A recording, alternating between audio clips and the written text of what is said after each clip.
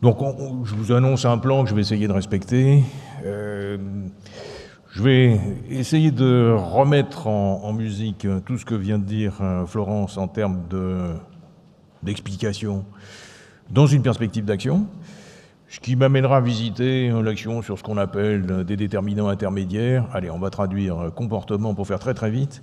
Et puis l'action sur ce qui modèle ce dont elle n'a fait que nous parler en termes de différenciation en fonction du revenu, de l'éducation et de la profession notamment. Bon, j'essaierai d'utiliser quelques exemples trop rapidement. Vous avez compris l'enjeu. Si on veut réduire les inégalités sociales de santé, il faut s'en donner les moyens. Pour ça, il faut déjà simplement se convaincre que c'est un enjeu. C'est ce qu'a commencé par dire le président du Conseil scientifique, en rappelant le pacte fondateur de la sécurité sociale. Ceci dit, une fois qu'on a dit ça, je fais partie de tous ceux qui doivent apprendre à partir de l'expérience et des débuts de connaissances entre guillemets scientifiques qu'on commence à avoir. Voilà. Donc je suis très modeste devant vous. Ah non, bah si en plus, c'est très compliqué. Alors, quand Dominique Polton, notre maire à tous, a vu ce diaporama, il s'est dit « Oh là là, ça va être trop compliqué », on va essayer de la rassurer. Simplement, voilà, c'est un des vieux modèles explicatifs et je ne vais pas le visiter. Il vous dit, vous regardez en bas, qu'il y a, dans les inégalités de santé, il y a ce que nous sommes. Et a priori, l'hérédité, on n'y peut rien. C'est pas vrai, je ne vais pas en parler. Ce qu'on sait, c'est que l'hérédité s'exprime en fonction de notre milieu de vie et que, en plus, la modification de l'hérédité par le milieu de vie se transmet. Travaux passionnants présentés notamment au Congrès de la Société française de santé publique, un peu de publicité au passage. On se dit, oulala, les déterminants sociaux, c'est formidablement compliqué. On va voir que non. Et donc la pente naturelle, c'est de se cibler sur les comportements. Florence nous a parlé d'alcool, finalement pas tant de stratification sociale, de tabac, ça va mieux. Donc essayons d'aller un petit peu plus loin.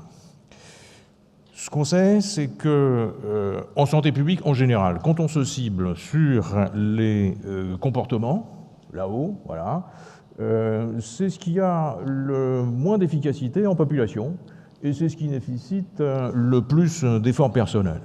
Oui, c'est coûteux pour les individus, ça a un impact limité. Excusez-moi, mais on va nuancer ça après, de la même façon que les interventions individuelles dont nous bénéficions chacun d'entre nous de la part du système de soins. Ce qui serait plus efficace à base de population, c'est ce qui change la distribution des risques. Alors, c'est un peu déprimant tout ça. Pour une raison assez simple, là je vous cite simplement des références, c'est que quand on essaye d'agir sur la répartition des risques, globalement, surtout si on s'y prend pas bien, ceux qui sont les plus défavorisés et qui ont des tas de raisons d'être à risque de mauvaise santé vont avoir du mal à décrocher, alors que ceux qui ont une latitude dans la vie plus importante vont bénéficier des mesures de prévention. Bon, donc là, c'est le paradoxe qui voudrait que la prévention, quand elle est faite d'une certaine façon, aggrave les inégalités de santé. Voilà, nous déprime encore plus. Rassurez-vous, on va progresser. En gros, ce que vous savez naturellement, c'est que, en fait, si on fait peser l'effort... s'il faut... Oui, ça c'est très compliqué, ça. Bon, mais c'est que... Ah non. C'était pour revenir en arrière. Donc, j'ai pas de... Voilà. Donc, il faut bien que j'utilise mon pointeur laser.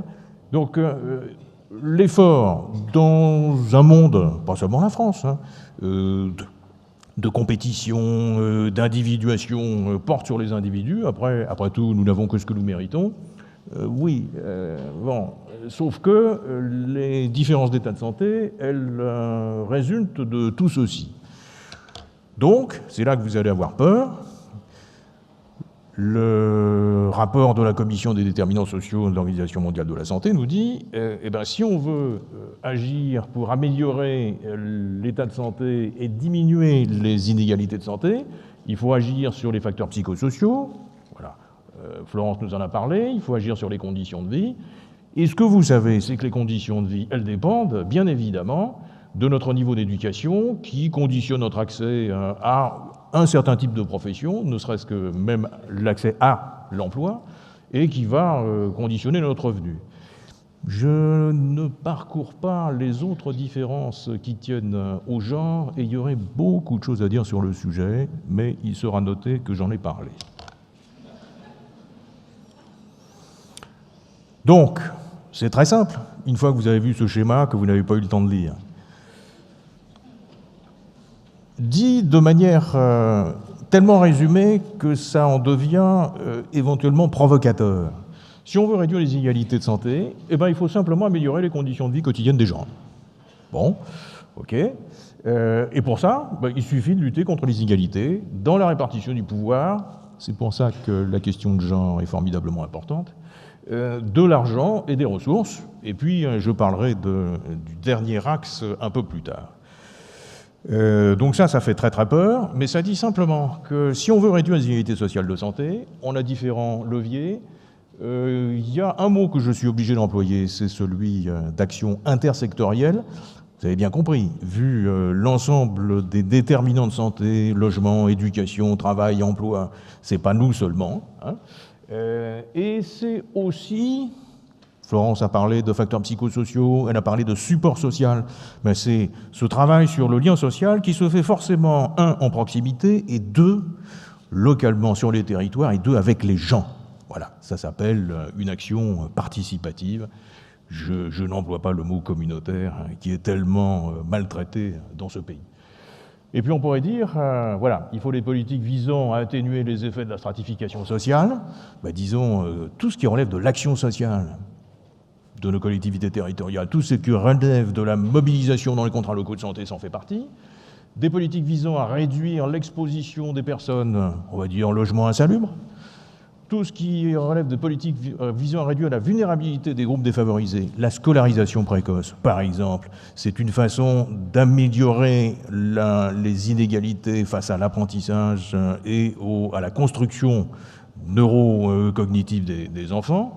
Et puis, politique afin de réduire les conséquences sociales, on va dire tout ce qui est la réparation des maladies professionnelles. Et là, il me semble que je dois être dans le champ de l'assurance maladie. Bon, tout ceci, tout au long de la vie, elle vous l'a dit. Du coup, une des questions profondément débattues dans notre pays, liberté, égalité, fraternité, c'est la question de l'égalité.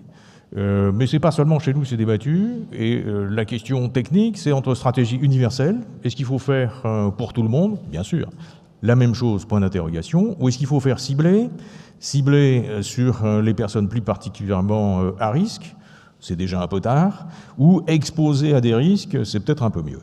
L'autre question, c'est est-ce qu'on raisonne en termes de risque, ou est-ce qu'on raisonne en termes de résilience, capacité à promouvoir sa propre santé, à un niveau individuel et collectif. Alors, j'emprunte cette diapositive, comme deux autres, à Christine Ferron, qui nous a fait un splendide topo sur le sujet dans une réunion de la Société française de santé publique. Globalement, ce qui se passe, vous l'avez vu, il y a, si on ne fait rien, un gradient qui veut que les personnes les moins favorisées, j'ai horreur du mot échelle sociale, sont en moins bon état de santé que les personnes les plus favorisées. Ça, vous le saviez déjà. Ce que vous savez peut-être un peu moins, c'est qu'habituellement, et c'est le paradoxe de la prévention, surtout quand elle s'appuie sur des mesures éducatives, si elle s'appuie sur des mesures éducatives, on s'adresse aux gens qui ont les capacités cognitives.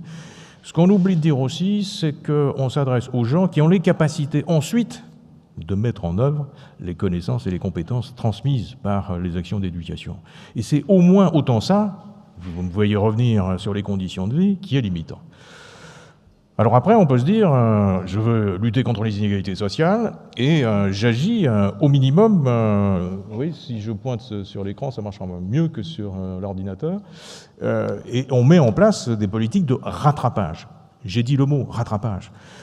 La CMU, c'est une mesure formidable. L'aide à la complémentaire santé, c'est une mesure formidable, mais ça n'agit qu'en dessous d'un seuil. Et donc, ça laisse ceux qui sont au-dessus du seuil en dehors de la mesure. Et puis, surtout, de toute façon, c'est une mesure de rattrapage. C'est pas parce que j'ai accès à la CMU que je vais corriger les conditions de vie et de travail qui sont à l'origine de mon état de santé. Donc, n'en attendons pas une réduction globale du gradient d'inégalité de santé. Du coup, ce qu'il faudrait faire, et notamment notre Inspection générale des affaires sociales, en 2011 a sorti deux beaux rapports, un général et un spécifique sur l'enfance.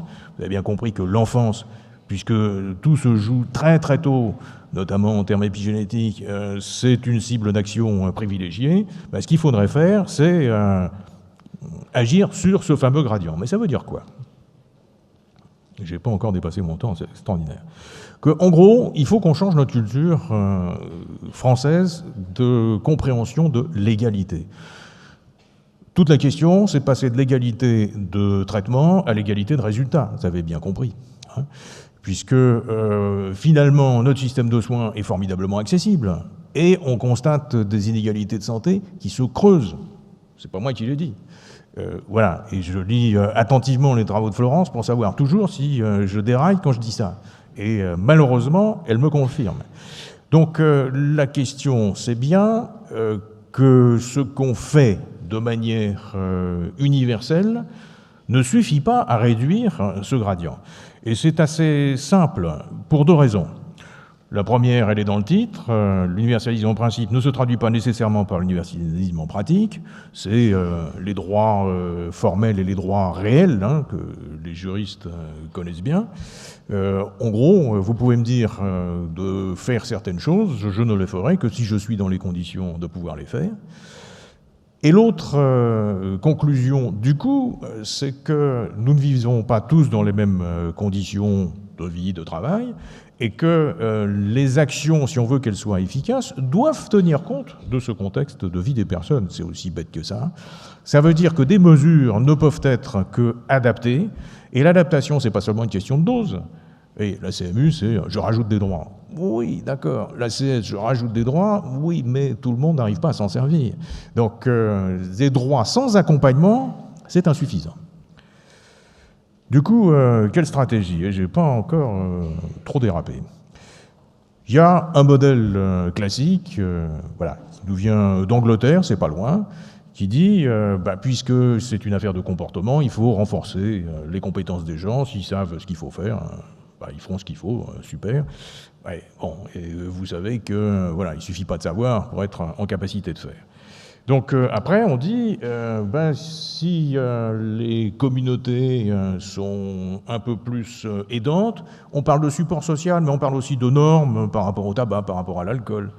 Pourquoi ça marche vis-à-vis de l'alcool ? Posez-vous la question quant à la relation de certains groupes de notre population vis-à-vis de l'alcool, et vous aurez une bonne partie de la réponse. C'est montré d'ailleurs par les travaux de l'IRDES. Du coup, la question d'après, c'est comment on améliore les conditions de vie et de travail, et puis le contexte, dont je ne parlerai pas, mais dont je parlerai quand même un petit peu, parce que, dit dans les termes de Whitehead, c'est le niveau général qui est nommé, on va dire loi de santé, et consorts, loi de territorialisation, au moins aussi importante pour la santé. Du coup, c'est pour moi une façon de dire, n'oublions pas le local, sinon j'aurais eu des coups de bâton à la sortie de la part de certains d'entre vous. Alors, un exemple, vous avez deux posters, donc allez les voir.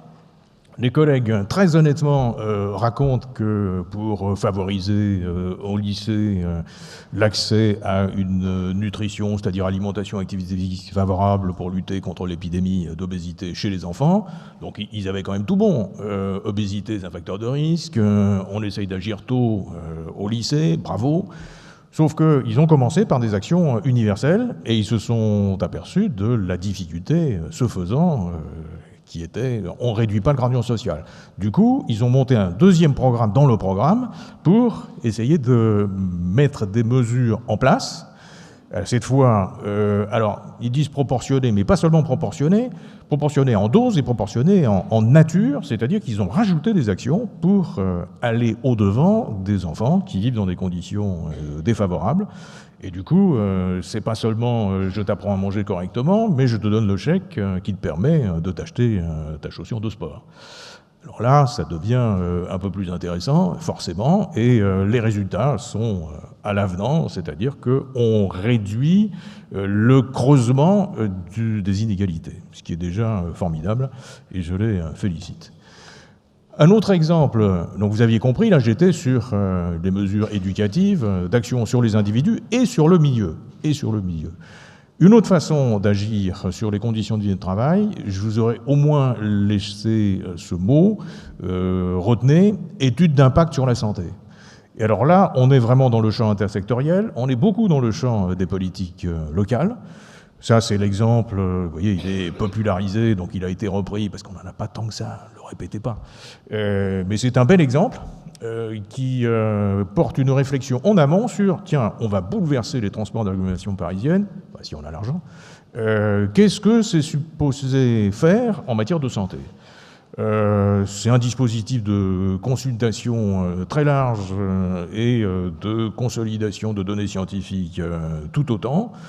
En tout cas, ce que je retiens, c'est que c'est un des dispositifs dans ce pays où on essaye d'améliorer la santé des gens avec l'assentiment des gens et leur participation. Voilà. Donc, et il y a cette belle diapositive qui ne vous dit pas comment on s'y prend, mais honnêtement, j'y étais à la présentation et je suis assez convaincu. Alors évidemment, vous allez me dire, bon, vous parlez plus de nous. Bien sûr que si. Déjà là, transport, accessibilité des soins, on est immédiatement concerné, mais on peut être plus directement concerné. C'est ma critique de la typologie de Whitehead, quand elle dit, comme ça, en passant, accès aux services. Bon, voilà, il y a d'autres, alors ils sont néerlandais, ceux-là. Donc on adore les querelles de chapelle dans le milieu, rassurez-vous, on est comme tout le monde. Et ce modèle-là nomme explicitement les problématiques d'accès et de qualité des soins. J'imagine que vous ne confondez pas les deux. Du coup, pour moi, c'est l'occasion de dire qu'effectivement, les deux sessions sur accès aux soins et aux droits à la fin sont formidablement importantes. Le rôle de la médecine générale et plus généralement des soins primaires, c'est la session qui va suivre tout de suite, est formidablement importante, à condition. Mais je sais que je partage ça avec ceux qui s'exprimeront, qu'on se dise que les soins, c'est pas seulement curatif, c'est aussi préventif et de réadaptation, et je ne rentre pas dans le champ de la santé mentale, que la prévention, je vais y arriver, il faut pointer correctement, voilà, que la prévention, elle est individuelle, mais aussi collective, sous-entendu, mes amis libéraux connaissent l'importance des secteurs de médecine, de prévention collective. Et puis, pardonnez-moi de dire qu'il y a aussi un monde formidablement important qui vient en appui de la politique de la ville notamment, celui de la promotion de la santé. J'ai nommé un secteur, celui de la Fédération nationale d'éducation pour la santé et ses déclinaisons locales, mais je pourrais parler de la plateforme Atelier Santé Ville. Pardonnez-moi, je ne pouvais pas mettre tout le monde au générique. Voilà. Et puis après, et j'arrive presque à la fin, Dominique. L'important, bien sûr, c'est de favoriser l'accès aux soins. Vous avez vu que l'accès aux soins de généralistes est assez considérablement facilité dans ce pays, mais l'accès aux services. Ce que je veux dire par là, c'est en anglais, c'est illisible, ce que je veux dire simplement, c'est que pour se soigner, eh bien, il faut être dans les conditions de se soigner. Voilà. Et il faut vivre dans des conditions de vie décentes, il faut pouvoir s'alimenter décemment, donc vous ne pouvez pas soigner un diabétique sans vous intéresser à ses conditions de vie, bien évidemment, mais aussi, et plus on est dans un monde défavorisé, plus on cumule les problèmes de santé, c'est ce que dit cette planche, et plus on est dans des conditions de vie qui rendent difficile de se motiver au quotidien et de tenir la durée. Ben ça passe par des services d'accompagnement, de support social. Et Christian Saout s'exprime beaucoup sur ce registre-là. Alors, j'ai 3 minutes pour finir. Hein, bon, voilà, donc on va le faire. comme dirait notre président bien-aimé, c'est pas si simple.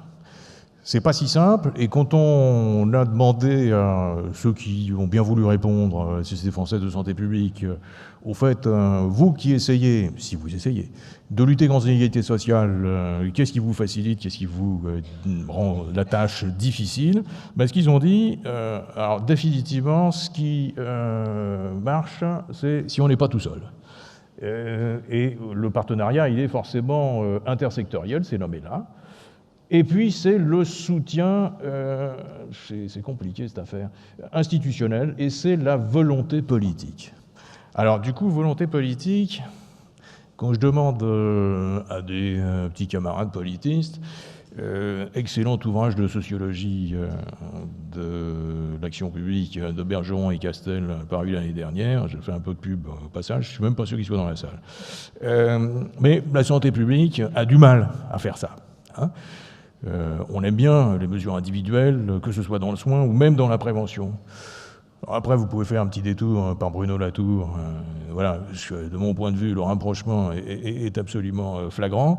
Mais ce que je retiens, c'est dans la littérature anglo-saxonne, puisque c'est en anglais, vous pouvez le croire, c'est que nous avons un rôle particulier, sous-entendu le secteur de la santé qui constate quand même ces inégalités, a un rôle privilégié d'interpellation.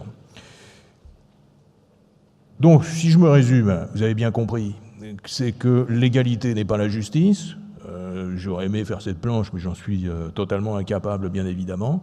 Et donc, cette planche, en plus, ça c'est Serge Briançon qui m'avait soufflé le commentaire, en plus, elle vous montre qu'avec le même nombre de cagettes, donc c'est efficient, on arrive à être équitable. Là, je ne suis pas sûr que Florence validerait totalement le propos, mais enfin, c'est un objectif, en tout cas, un peu idéal. Et donc, pour terminer, si on veut lutter contre les inégalités sociales de santé, il faut se convaincre simplement que ce n'est pas une fatalité. Puis j'espère que vous avoir montré quand même qu'on a pas mal de leviers et qu'on commence à les activer dans ce pays, et que d'ailleurs, quand on le fait sérieusement, ça marche plutôt bien. Alors, avant que ça fasse système, il va se passer du temps. Hein, voilà. Qu'au passage, du coup, il faut qu'on apprenne à faire des choses qu'on ne sait pas faire.